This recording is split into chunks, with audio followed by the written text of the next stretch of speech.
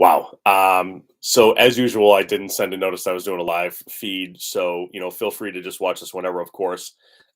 We've got a lot of breaking news coming out today, but I wanted to jump on this one right away because man, this is really interesting from a lot of different perspectives and a lot of different ways of thinking about it. So first things first, let's jump into the details before I give you some thoughts on this. So we heard this morning that Amazon is to acquire iRobot for about $1.7 billion. Here's sort of the main takeaways, right? Of course, we all know Amazon's a massive e-retailer, e-commerce site, logistics, shipping, transportation, Whole Foods, AWS, right? We all know what Amazon is and what they do. And word on the street is that they're going to acquire iRobot for $61 a share. This is going to be an all cash deal, and it gives iRobot a current valuation of 1.7 billion at that price point. And that was sort of announced early on Friday, but just looking at this over the weekend, I was thinking about it. I'm sorry, over the weekend. Listen to me. This morning, thinking about it in terms of what this really means. So, number one, from the Amazon perspective, right? They're continuing to move into AI, robotics, but on the consumer side. This is particularly interesting, right? We know that they had made a number of previous buys in this space. They had picked up Astro's home robot previously. It has Alexa built into it. Hopefully, I didn't just turn my Alexa on.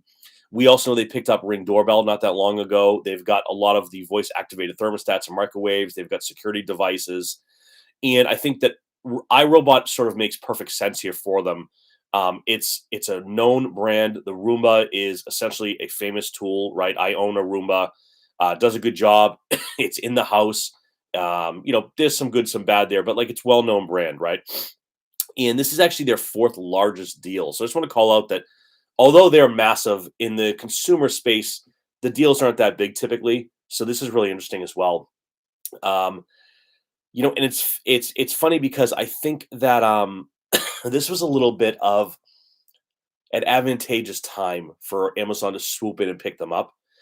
They did, iRobot that is, did report second quarter results, and it was not great, right? 30% annual decline in revenue. There were just a lot of deduction delays and cancellations from this side of the business. Retailers aren't seeing things sold at the same rate as they were before.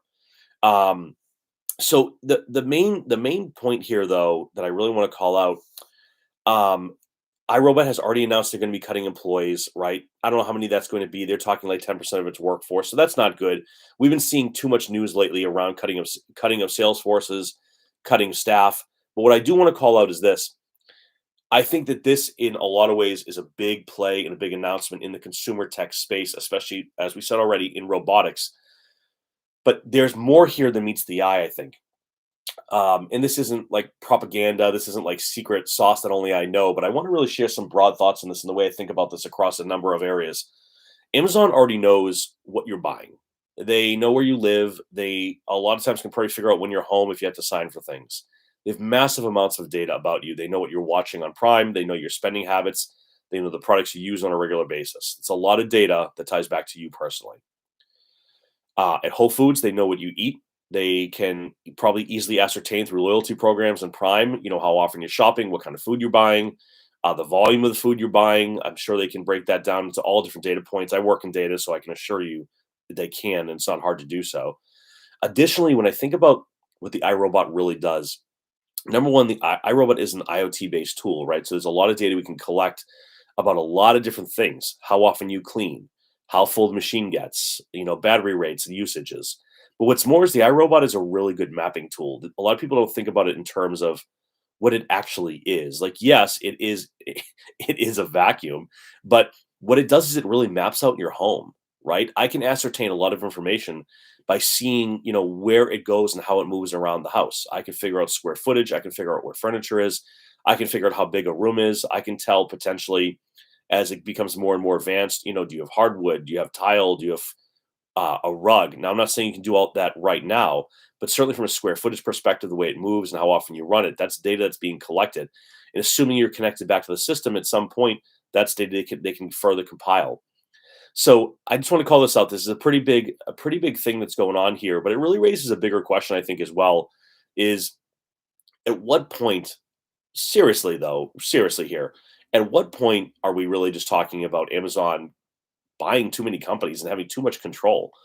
And you can make the argument, of course, that like, hey, that's business, that's capitalism. It's like, yeah, but it really isn't because the problem is no one can compete with this. They already own the market for anyone who wants to be in sales, e-commerce, and logistics and transportation. You can't compete with them, right? Whole Foods obviously was able to immediately lower their prices when Amazon came in, right? Which cuts into other market based grocery stores. But this one in particular just seems really odd, right? iRobot's a cool company. They do cool things. I like I said, I own a Roomba, but it's such a specific add-on to their business, and I can see what they're doing, right? That consumer robotics business is going to be a big part of what they offer. And then the advanced AI and data capabilities in AWS can only further the work being done on the Amazon side of the house for consumers. The main takeaway for me though is how do I figure out and get in front of what else is going to be in the radar for an Amazon to buy? I suppose in hindsight, when I think about this, it does make perfect sense, but I wouldn't have thought about it, to be totally honest, ahead of time. It just wasn't something that was on my mind. So I think the thing I'm looking out for now is not a question of what has happened and what are they paying for Roomba, and certainly not a question of what I think they're going to do with it.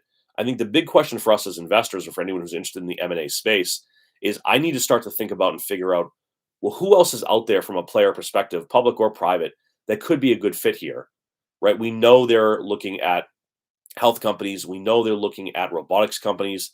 So the big play is what's next? How do we get in early and how do we get this big bump, right? Because if there's one thing for sure is that we saw a big jump in the price of iRobot based on this news. So if you're able to get in at the right time, there can be windfalls for you in these kinds of events. And this goes for any M&A. Um, for those who are not used to hearing this or new to this terminology, oftentimes what we do is we think about this as merger and acquisition arbitrage, trying to understand what's going to happen, how the prices will change, and if they're going to fall through or not.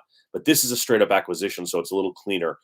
Um, that's it. I don't want to add a ton of FUD to this. There's going to be a lot of news out about it, and people are going to talk in circles all day. Just bottom line is this: Amazon's acquiring iRobot, the maker of Roomba. It's going to be about $1.7 billion in total. And this is going to help to further round out their consumer-based robotics business. That's the nutshell of it. I appreciate you watching. Hope you have a good Friday, good weekend, excuse me, and a good rest of the day. My allergies are still killing me. So thanks everybody for watching. Appreciate the time as always. Have a good day.